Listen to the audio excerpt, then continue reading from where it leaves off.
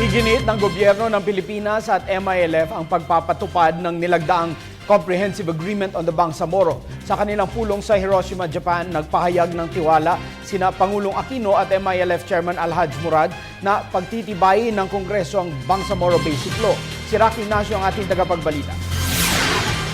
Nanindigan sina Pangulo Aquino at MILF Chairman Alhaj Murad na ipatupad ang itinatadhana ng Comprehensive Agreement on the Bangsamoro na naglalayong matamo ang permanenteng kapayapaan at kaunlaran sa Mindanao.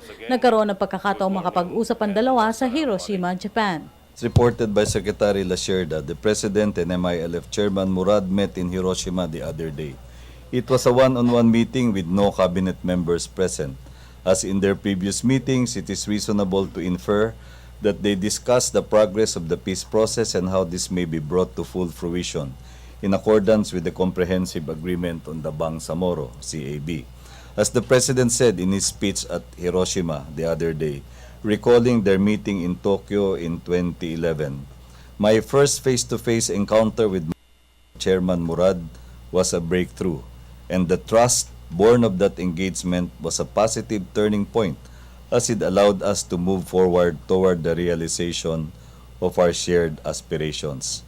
Malinaw na mataas ang pagtitiwala nilang dalawa sa isa't isa at hindi ito natinag simula nung una nilang pag-uusap noong 2011, bagkus nagbunga ito ng ibayo pang pagtitiwala na humantong sa pagbuo ng CAB at ang inaasahang pagkompleto ng proseso ng kapayapaan sa Bangsamoro.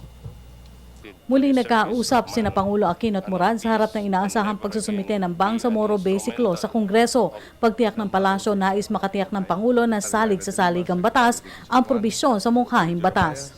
Sapat na sigurong sabihin sa ngayon na ang ginagawang pag-aaral ng tanggapan ng Pangulo ay naglalayon na tiyakin na ang isusumiting balangkas sa Kongreso ay umaayon nga sa mga probisyon ng konstitusyon. May prinsipyo kasi na mas ang real battleground, RG, ay nandun mismo sa preparasyon. Kaya minamabuti na ayusin talaga yung paghahanda para kapag naisapin ito ay magiging katanggap-tanggap sa ating mga kinatawan sa Kongreso. Ang Bangsamoro Basic Law ang batayan sa pagbuo ng bagong political entity kapalit ng ARMM. Nauna ng tiniyak ni Pangulo Aquino na on track ang implementasyon nito hanggang 2016. Mabuti po na gumawa ng isang komprehensibo at masusing pag-aaral at narinig din naman po natin ang pagtitiyak ng mga leader ng Kongreso na kapag ito ay sinumiti na sa takdang panahon, aaksyonan naman kaagad ito at matutupad pa rin yung inaasam na pagpapasa nito sa isang plebisito. Para sa Telebisyon ng Bayan, Rocky Ignacio.